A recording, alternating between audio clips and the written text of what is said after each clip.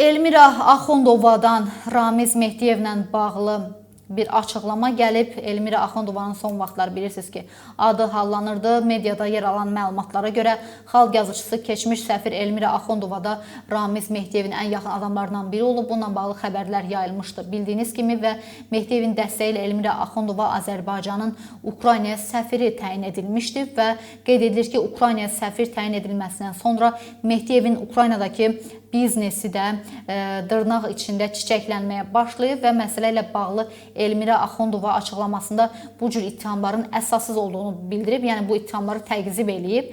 Adım əsassız yerə Ramiz Mehdiyev ilə yanaşı çəkilir. Bu tam qərəzli və uydurmadır. Özü də gülməli, ciddi və özünə hörmət edən jurnalistlərə yaraşmayan bir uydurmadır deyə belə bir açıqlama yayıb. Belə uydurmalara ancaq gülmək olar. Səfirləri Ramiz Mehdiyev deyil, cənab prezident təyin eləyir deyə belə bir açıqlama yayıb.